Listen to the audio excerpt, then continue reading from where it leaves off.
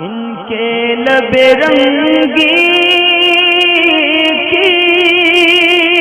نچھاور تھی کہ جس نے سمیع احمد ہیں دلی سے، معلوم یہ کرنا چاہتے ہیں کہ 2 ویڈیو کلپ ہیں وہابیوں کے چینل پر، جس میں قبر کو پکا کرنے کے تعلق سے 2 سنی علماء کے بیان انہوں نے جوڑ کے ڈالے ہیں۔ ایک میں مفتی اکمل صاحب ہیں، وہ یہ بیان کر رہے ہیں کہ قبر کا پکا کرنا یہ ناجائز ہے، اور ایک طرف امیر اہل سنت مولانا الیاس قادری صاحب ہیں جو یہ بیان کر رہے ہیں کہ پکا کرنا قبر کا یہ جائز ہے۔ اور ان دونوں کے اختلاف یعنی مسئلے کو ویڈیو کے کٹ کر کے انہوں نے ڈال دیا اپنے چینل پہ، لوگوں کو یہ دکھانے کے لیے کہ سنیوں میں ایک عالم یہ کہتے ہیں کہ قبر کا پکا کرنا ناجائز ہے، اور ایک عالم یہ کہتے ہیں قبر کا پکا کرنا جائز ہے۔ تو دیکھیں، منافقوں کی یہ عادت ہمیشہ سے رہی ہے، جس کی قرآن حدیث نے بھی اس کو بیان فرما دیا کہ یہ اپنے مطلب کا کچھ لیتے ہیں اور کچھ چھوڑ دیتے ہیں۔ اسی طرح قرآن میں سے کچھ پڑھتے ہیں کچھ چھوڑ دیتے ہیں، یعنی جیسے یہودیوں کے عالم ہوا کرتے تھے کہ جہاں پر حق ہوتا تھا اس پہ ہاتھ رکھ کے اس کو چھپا لیا کرتے تھے، اس عبارت کو، اور آدھی بیان کرتے تھے آدھی دکھایا کرتے تھے۔ تو یہی آج کل وہابیوں کا پیشہ بھی ہے کہ کسی بھی ویڈیو کلپ میں سے ایک چھوٹا سا ٹکڑا اٹھایا، اس کو آگے پیچھے کا نہیں بتاتے کیا ہے، اور اس کو جوڑ کے اس طرح سے بیان کر کے لوگوں کے سامنے لاتے ہیں کہ دیکھو یہ انہوں نے ناجائز قرار دیا ہے۔ آپ نے دیکھا ہوگا کہ قبروں کے تعلق سے بہت سارے معاملات ایسے ہوتے ہیں، یعنی وہابیوں کی طرف سے، کہ وہ مسلم شریف کی ایک حدیث پاک بیان کرتے ہیں کہ حضور علیہ السلام نے فرمایا، حضرت علی کو حکم دیا کہ جاؤ پکی قبروں کو توڑ دو،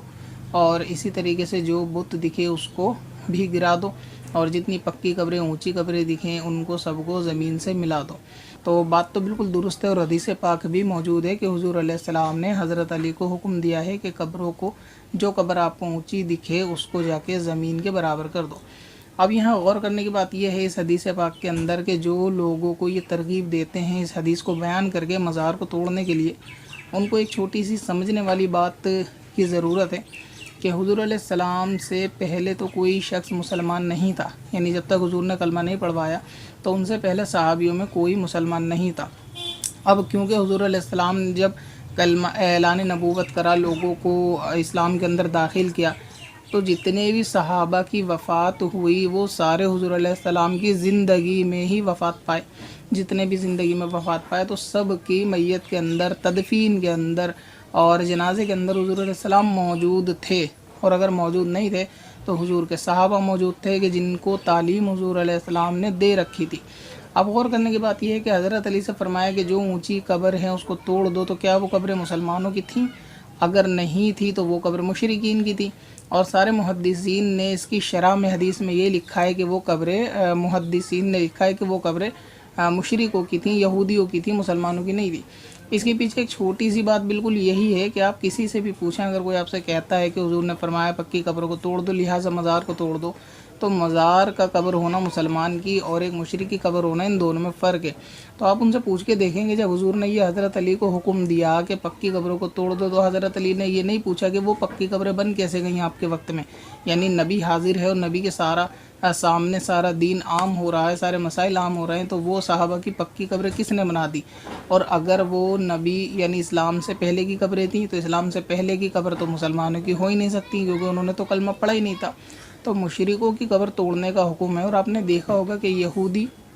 اپنی قبروں کے اوپر ایک عمارت بناتے ہیں، اور کبھی کبھی ایسا ہوتا ہے کہ اگر کوئی شخصیت بڑی ہوتی ہے تو اس کا ایک اسٹیچو بھی قبر کے اوپر لگاتے ہیں جو بالکل خاص قبر کے اوپر ہوتا ہے، تو اس صورت میں وہ قبریں توڑنے کا حکم ہے۔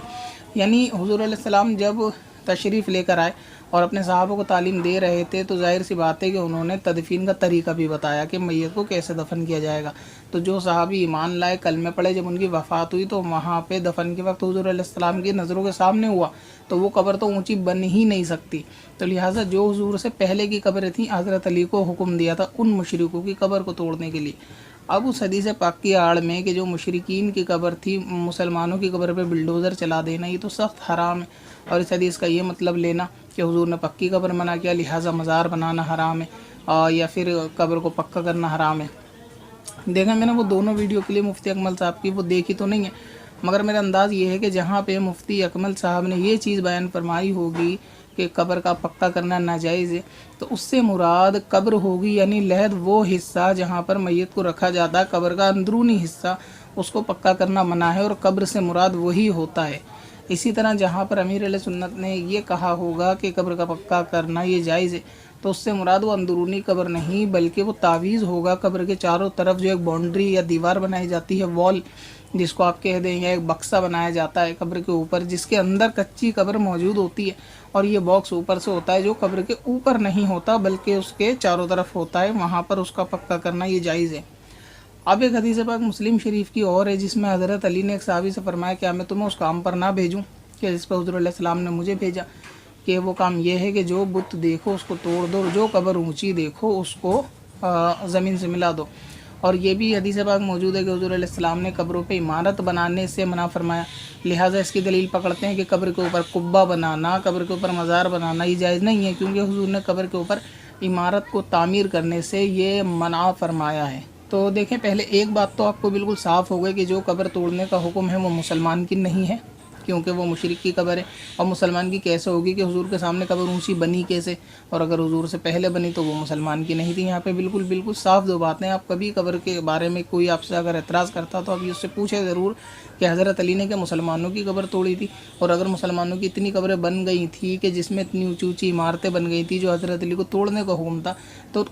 ایمان تو حضور کے بعد آئے نا، تو حضور سے پہلے وہ لوگ مسلمان کیسے ہو گئے جن کی قبریں اونچی بنی؟ ان کی نماز جنازہ کس نے پڑھائی؟ جب تک نماز نہیں آئی وہ مسلمان کیسے تھے کلمہ پڑھے بغیر؟ اور اگر وہ مسلمان کی تھی نہیں تو مشرکوں کی قبروں کو توڑنے کا حکم تھا، کیونکہ مشرک کی قبر کے اوپر ایک اسٹیچو ہوتا ہے، اس لیے ان کو عمارت تعمیر کرنے کو منع فرمایا۔ اب اس بات کی طرف آتے ہیں کہ یہ جو فرمایا کہ قبروں کے اوپر تعمیر کرنا منع ہے، اور اس سے مراد یہ لیتے ہیں کہ قبروں کے اوپر جو گنبد بنائی جاتی ہے مزاروں کے اوپر، اس کا منع کرنا۔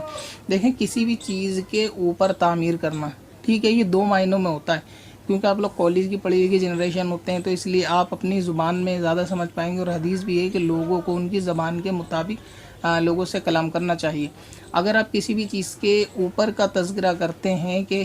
جیسے اس کتاب کو لینے، اگر میں کہتا ہوں کہ یہ ہاتھ کتاب، میرا ہاتھ کتاب کے اوپر ہے، تو اس کا معنی یہ بھی بالکل صحیح ہے کہ ہاتھ کتاب کے اوپر ہے، اور اگر میں یہ کہتا ہوں کہ یہ ہاتھ کتاب کے اوپر ہے تو معنی اس کا بھی درست ہے، یہ ہاتھ کتاب کے اوپر ہے۔ لیکن اگر میں آپ کو اس میں یہ کہنا چاہوں کہ آپ کتاب کے اوپر ہاتھ نہ رکھو، اور اگر میں اس کو یہ کہوں انگلش میں کہ do not keep your hand over the book, کہ آپ اپنا ہاتھ کتاب کے اوپر نہ رکھو، تو یہاں اوور دا بک کا مطلب یہ ہوگا، یہ نہیں ہوگا، کیونکہ یہ آن دا بک ہوتا ہے۔ جو لوگ انگلش کی کلاس سے جنہوں نے بنک نہیں کری ہوں گی انگلش کے پیریڈ، تو انہوں نے کہ انگلش کی اگر گرامر پڑھی ہو تو وہ جانتے ہیں کسی چیز کے اوپر میں دو معنی ہوتے ہیں، آن اور اوور۔ تو جہاں پر یہ ہوتا ہے نا کہ do not keep your hand on the book, do not keep your hand on book, تو یہاں بک پر ہاتھ نہ رکھنے کا مطلب یہ ہے جو بالکل ٹچ ہوتا ہو، پریشر جس کے اوپر ہو، اور اگر اسپرش اگر نہیں ہو رہا، اور اگر میں یہ کہنا چاہوں کہ do not keep your hand over the book, تو اس کا مطلب یہ ہوگا۔ تو ہاتھ کو کتاب کے اوپر رکھنا یہ ہے، اور اس کے بیچ میں خالی جگہ خلا موجود ہے، اور ایک ہوتا ہے ہاتھ کا کتاب پر رکھنے کے معنی میں یہ، یعنی ہاتھ کو کتاب پہ رکھو۔ اگر میں کہوں کہ cap your hand on the بک، یعنی اپنا ہاتھ کتاب پہ رکھو، تو آپ اس کو اس طرح رکھو گے، تو یہ ہوا اپنا ہاتھ کتاب پر رکھو۔ اگر میں کہوں keep your hand over the book, تو آپ اپنا ہاتھ یہاں رکھو گے، یعنی ٹچ نہیں ہونا چاہیے لیکن ہو اوپر۔ تو آن دا بک اور اوور دا بک، ان دونوں میں گرامر کے اعتبار سے بہت زیادہ فرق ہوتا ہے۔ اسی طرح جو حضور علی، یہ سمجھانے کے لیے میں نے صرف آپ کو عرض کیا تاکہ آپ لوگ سمجھ جائیں کہ قبر پہ تعمیر کرنا اور قبر پہ تعمیر کرنے کا کیا معنی ہے۔ جس طرح میں نے بتایا کہ آن دا بک اور اوور دا بک کے اندر کیا فرق ہے، کہ دونوں چیزیں ہیں تو کتاب کے اوپر، ہاتھ دونوں معنوں میں، مگر ایک میں ایک سے ٹچ بھی ہو رہا ہے، اسپرش ہو رہا ہے بالکل، اور ایک اس پہ ٹچ نہیں ہو رہا بلکہ اوپر ہے، اور ہندی میں اگر کہیں گے تو دکھنے میں دونوں ہاتھ جو ہیں وہ کتاب کے اوپر ہیں۔ تو حضور علیہ السلام نے یہ جو فرمایا، یعنی جو آپ کو بتاتے ہیں ڈو ناٹ بلڈ آن دا گریو، کہ قبر کے اوپر تعمیر نہ کرو،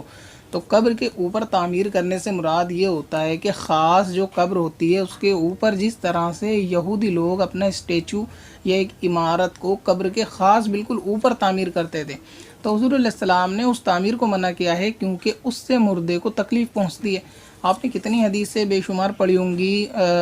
مردے کے احترام کے بارے میں، کہ قبر کے اوپر چلنا منع ہے، قبر کے اوپر بیٹھنا منع ہے، قبر کے اوپر مکان بنانا منع ہے۔ یہ ساری صورتیں ہوتی ہیں آن دا گریو، نہ کہ اوور دا گریو، ٹھیک ہے. آن دا گریو کا مطلب جہاں پہ قبر ٹچ ہوتی ہو.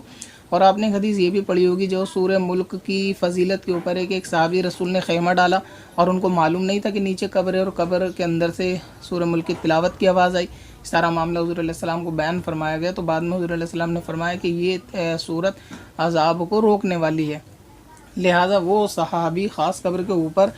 بے خیالی میں دھوکے میں بیٹھ گئے تھے. تو یہ جو فرمان عالی ہے حضور علیہ السلام کا کہ قبر کے اوپر عمارت نہ بناؤ، اس کا مطلب ہوتا ہے قبر کے اوپر، بالکل اوپر، یعنی آن دا گریو نہیں بنانی. اگر آپ قبر کے، یعنی یہ قبر ہے اور اس کے چاروں طرف چار دیواری کریں اور ایک چھت نما بلڈنگ بنائیں تو اس کو قبر کے اوپر نہیں کہیں گے، بلکہ یہ اوور دا گریو ہے، آن دا گریو نہیں ہے، اور اس سے مردے کو کوئی تکلیف نہیں ہے. اگر آپ اس کا مطلب یہی لے لیں گے جی اوپر ایک گنبد بنائی، آپ کہیں گے جی حضور علیہ السلام نے منع کیا بلڈنگ نہیں بنانی، آپ نے گنبد بنا دی مردے کو تکلیف کا باعث ہے.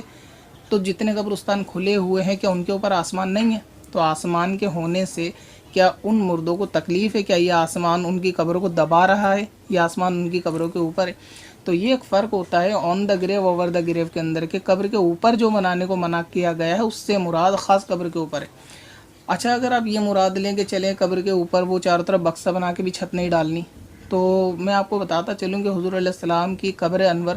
خود حضرت عائشہ رضی اللہ تعالی عنہا کے حجرہ مبارک میں، جو نیو مسلم ہیں چینل کے اوپر جن کو معلوم نہیں ہے ان کی نالج کے لیے میں ایک چھوٹی سی بات بتا دوں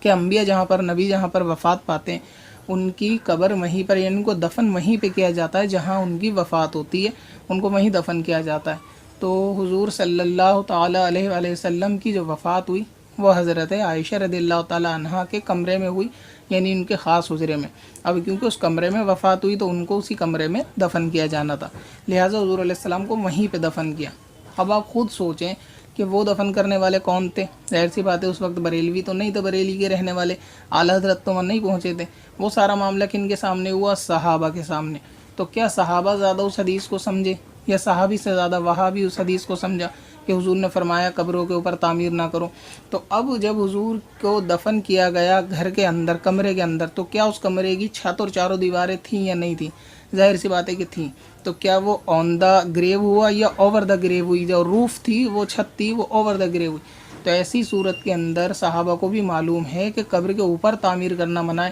اگر قبر کے اوپر تعمیر کرنا منع ہے مطلب یہ کہ جو چاروں طرف گھر کی دیوار تھی اور وہ چھت تھی وہ قبر کے اوپر نہیں تھی. تو یہ بات تو بالکل واضح ہے کہ جو حضور علیہ السلام کا فرمان ہے اس سے مراد وہ مزار نہیں ہے، کیونکہ آپ کہیں بھی مزار پہ دیکھیں گے اندر کچی قبر موجود ہوتی ہے اور اتنا بڑا چاروں طرف وہ باکس ہوتا ہے، وہ خاص قبر کے اوپر نہیں ہوتا. تو قبر کے اوپر کا یہ مطلب ہے جو حدیث کا غلط مطلب بیان کرتے ہیں، سنیوں کو بہکاتے ہیں، وہابی وغیرہ، ان کو بھی ایک دفعہ پچھلی شرح جو دیگر علماء پچھلے گزرے ہیں ان کی پڑھ لینی چاہیے کہ محدثین نے قبر کے اوپر تعمیر کا کیا مطلب بتایا ہے. تو یہ جو مزار ہوتی ہیں یہ چاروں طرف قبر کے ہوتی ہیں، اوپر نہیں ہوتی. اگر ایسے آپ مزار کو قبر کے اوپر مراد لیں گے تو خود حضور کی قبر صحابہ کے وقت میں بھی گھر کے اندر تھی. تو جب کسی کی قبر گھر میں ہوگی تو کیا اس کی چھت قبر پہ نہیں ہوگی؟ ظاہر سی بات ہوگی. تو امید ہے کہ آپ لوگ سمجھ گئے ہوں گے کہ یہ جو مزاروں کو توڑنے والا معاملہ ہے کہ جہاں حضور نے حضرت علی کو